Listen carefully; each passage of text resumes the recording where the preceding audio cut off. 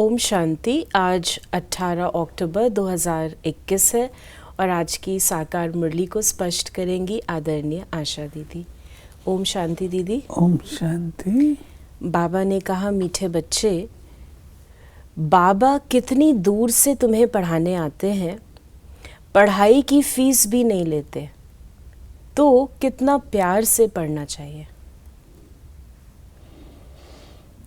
ये हमें सोचना होता है कि देखिए, बच्चा कोई विदेश पढ़ने जाता है तो कहते हैं कितना दूर जा रहा पढ़ने के लिए। तो जब स्टूडेंट्स बहुत ज़्यादा होते हैं, थोड़े बहुत हों तो जा सकते हैं, लेकिन जब स्टूडेंट्स बहुत ज़्यादा होते हैं तो प्रोफेसर को ही आना होता है। तो यहाँ पर धरती पर बाबा को बहुत सारे स्टूडेंट्स मिलते हैं, इसलिए शिव बाबा आते हैं हम बच्चों को पढ़ाने के लिए। इतना दूर से आते हैं। जैसे हम दूर की पढ़ाई का महत्व रखते हैं, ऐसे हमारा प्रोफेसर, हमारा प्रिंसिपल इतना दूर से आता है हमको पढ़ाने। तो हमको कितना महत्व रखना चाहिए पढ़ने का। प्रश्न है, रूहानी गवर्नमेंट ने सारी दुनिया के लिए ये फ्री स्कूल खोला है, क्यों? क्योंकि सभी ऑर्फन निधन के बन गए। बाप ऐसे गरीब बच्चों से फीस क्या लेंगे? इस अंतिम जन्म में बाप ऐसी पढ़ाई पढ़ाते हैं जिससे तुम विश्व का मालिक बन जाते हो। जो नए नए बच्चे पढ़ने के लिए आते हैं उन्हें भी कोई घाटा नहीं होता। भल पिछाड़ी में आए हैं, लेकिन थोड़ी मेहनत कर पुरानों से भी आगे जा सकते हैं। ये बहुत इंटरेस्टिंग बात है जो बाबा ने कहा कि रूहानी गवर्नमेंट ने फ्री स्कूल खोला है, क्योंकि जो फीस है वो दे ही नहीं सकते हैं। जब फीस दे ही नहीं सकते हैं तो कैसे चार्ज करेंगे, क्या चार्ज करेंगे। बाबा ने एक ही सेंटेंस से बता दिया, सभी ऑर्फन्स हैं, निर्धन के हैं, माता पिता को जानते ही नहीं है, धन है ही नहीं उनके पास, तो मुझे क्या देंगे। गीत है आज का, जाग सजनिया जाग। बाबा ने कहा, मीठे मीठे रूहानी बच्चों ने गीत सुना। रूहानी बाप ने कहा, यहाँ तुम बच्चों को आत्म अभिमानी हो बैठना होता है।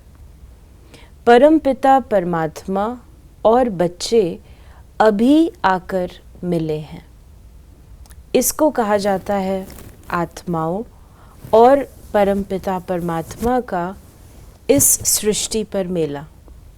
ये मेला एक ही बार होता है। ये मेला जो है आत्माओं का और परमात्मा का है। दुनिया में और जितने भी मेले होते हैं वो मनुष्य आत्माएं होती हैं, परंतु ये रूहानी मेला है जिसमें सच में मिलन होता है। उस मेले में तो हम मेले बनते हैं, परंतु ये मेला जो है सच में प्रभु से मिलन कराता है। बाबा ने कहा, 5 विकारों के कारण ही दुख होता है। जितना जितना सीढ़ी उतरते जाते हो उतना दुखी होते जाते हो। अभी तुम बच्चे जानते हो दुख के पहाड़ गिरने हैं। इस पुरानी दुनिया का अब विनाश होना है। तुम्हारी बुद्धि जानती है बाबा है निराकार। वो टीचर बनकर हम सालीग्रामों को पढ़ाते हैं।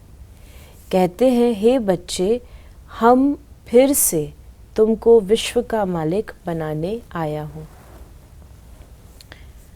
फिर बाबा ने कहा कि जो बाबा ने कहा है कि फीस नहीं लेते, कितना दूर परम धाम से आता हूँ तुमको पढ़ाने, ये नौकरी करने रोज आता हूँ। फिर बाबा ने कहा, कोई की नौकरी दूर कहाँ होती है तो रोज आना जाना होता है ना। तुम जानते हो बाबा ज्ञान का सागर है जो हमको सृष्टि के आदि मध्य अंत का ज्ञान देते हैं। भगवानुवाच, मैं निराकार परमात्मा हूँ, न कि कृष्ण। तुम जिस कृष्ण को भगवान समझते हो वो भगवान हो न सके। वो तो पूरे 84 जन्म लेते हैं। बाबा ने कहा कि भगवान को अपना शरीर नहीं है। जैसे तुम आत्मा हो वो भी आत्मा है, परंतु सिर्फ आत्मा कहने से तो सबके साथ मिल जाएंगे, इसलिए मुझे परमात्मा कहते हैं। ये बाबा ने बतलाया कि मेरा रूप जो है ज्योतिबिंदु है, हूँ मैं भी आत्मा। लेकिन शिव बाबा कई बातों में परम माना ऊंचा, ऊंचे थे। तो उसमें बाबा ने कहा कि परे ते परे रहने वाला, ऊंचा तेरा नाम, ऊंचा तेरा धाम। दूसरा वो सागर है गुणों का। तीसरा जन्म पुनर्जन्म के चक्र से न्यारा है। कई बातें जो परमात्मा के गुणों की हम वर्णन करते हैं, परमात्मा किसे कहा जाए, वो केवल उनमें ही है, इसलिए उन्हें परमात्मा कहा जाता है। बाकी लाइट में कोई अंतर नहीं है, लाइट उनकी बिंदु वही है। हाँ, बिंदु। तो बाबा ने अपना परिचय बाबा दे रहे हैं कि ड्रामा प्लान अनुसार मुझ आत्मा का नाम शिव है। मैं हूँ निराकार, मुझे बुलाते ही हैं शिव बाबा। असल मेरा नाम एक ही है, बाकी भिन्न भिन्न नाम रख दिए हैं। मेरा नाम कोई रुद्र है नहीं, न कृष्ण ने कोई यज्ञ रचा, ये सब है झूठ। मैं ही आकर तुमको सच बतलाता हूँ, तुमको सच सच नर से नारायण बनाने मैं आया हूँ। मेरा घर बहुत दूर है, यहाँ आकर इस शरीर द्वारा तुमको पढ़ाता हूँ। सारा दिन इसमें बैठता नहीं हूँ, चक्र लगाता रहता हूँ। ये बाबा ने बताया कि बाबा कई बार रमणीकता में कहते हैं कि मैं सारा दिन थोड़ी घोड़े पे सवारी की जाती है, आता हूँ, काम करता हूँ, जाता हूँ। कभी कभी देखता हूँ जो समझाने वाला है वो थोड़ा डल है, और जो समझने वाला बैठा है वो बहुत होशियार है। तो कभी मैं आकर के अपना काम करके जाता हूँ। तो बाबा कहते हैं कि ऐसे मेरा रहने का स्थान परम धाम ही है, लेकिन मैं ब्रह्मा रथ में आता और जाता हूँ। मेरी ग्लानि करने के कारण तुम बहुत दुखी महान पतित बन गए हो। ब्रह्मा को कोई भी आदि देव कहते, कोई आदम कहते, कोई महावीर कहते हैं, तुम प्रजापिता कहते हो। तुमने मुझे आधा कल्प याद किया है, इसलिए मुझे इस पराये देश में आना पड़ा है। बाबा हमारी पुकार सुन कर के आते हैं। कभी बाबा कहते हैं मैं तुम्हारे पुकारने से थोड़ी आता हूँ, मैं अपने टाइम अनुसार आता हूँ। तो हमने पुकारा तो भक्ति मार्ग से, द्वापर युग से, लेकिन बाबा आया तो अभी है कलयुग के अंत में। तो उसका ड्रामा में जब पार्ट है तब बाबा आएगा ना, बीच में तो नहीं आएगा। आप किसी को बुलाते रहो, जैसे बारिश होने वाली होती है, सीज़न आता है, आप कहते रहो बारिश आए बारिश आए बारिश आए, लेकिन बारिश का आप आवाहन कर रहे हैं भले, लेकिन आएगी तो उसी वक्त पर ना जब उसको आना होगा। बाबा ने कहा कितने जब तब दान पुण्य आदि करते हैं, पूछा जाता है ये क्यों करते हो, तो कहेंगे इससे भगवान के पास पहुंच जाएंगे। कोई जब तब करने से पहुंचेगा, कोई शास्त्र पढ़ने से। बाप कहते हैं ऐसे तो है नहीं, भक्ति करते करते तो तुम और ही पतित बन गए हो, पंख टूट गए हैं, तुम उड़ नहीं सकते हो। जब तक तुम्हारे में ज्ञान घृत न पड़े, घृत अथवा पेट्रोल ख़त्म हो जाने से ज्योत बुझ गई है, फिर मैं आकर भरता हूँ। फिर बाबा ने कहा तुम जानते हो, ये जो बाबा ज्ञान घृत की बात करते हैं, इसमें एक बात हमको ये समझने की है कि एकदम दिया बुझ जाए उस समय बाबा नहीं आता है। जब दिया बिल्कुल टिमटिमा रहा होता है, जाने वाला होता है, उस समय बाबा आता है और उसमें ज्ञान घृत डालता है। बाप समझाते हैं मुझे याद करो तो तुम तमो प्रधान से सतो प्रधान बन जाएंगे। याद तो तुम बाप को भी करते हो, पति को भी करते हो। अब मैं तुम्हारा पतियों का पति, बापों का बाप हूँ, टीचर भी हूँ। मैं तुम्हारा सब कुछ हूँ, सुख देने वाला हूँ। वो पतित संबंधी आदि तो तुमको दुख ही देंगे। सतयुग में कोई किसको दुख नहीं देते। अब मैं आया हूँ सतयुग का राज्य भाग्य देने। फिर बाबा ने कहा कि तुम जानते हो इस संगम पर ही बाप से हम वर्षा लेते हैं। अब जितना तुम पढ़ेंगे, पढ़ाई भी बहुत सहज है। ये है ही सहज ज्ञान, सहज याद। मौत भी सामने खड़ा है।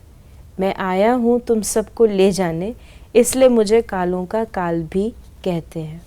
सभी को वापस जाना ही। अर्थात जिस समय आत्मा को कोई ले तो कहते इसको काल खा गया, यानी ये काल के वश समय इसका पूरा हो गया। तो बाबा कहते हैं मैं कालों का काल, मैं आकर के तुम बच्चों को वापस ले जाता हूँ। मेरी याद में महाकालेश्वर मंदिर भी बना है। बाबा ने कहा कि अभी तुम जानते हो कि एक ही धक से ये सब खलास हो जाएगा। मौत ऐसा होना है जो कोई किसके लिए रोएगा नहीं, सभी को वापस जाना ही है। रोते तब हैं जबकि पुनर्जन्म फिर दुख की दुनिया में ही लेते हैं। फिर बाबा ने कहा कि राजाई वालों की ही माला बनती है। 8 दाने में आओ, अच्छा 8 में नहीं तो 108 में आओ, कम से कम 16,108 में तो आओ।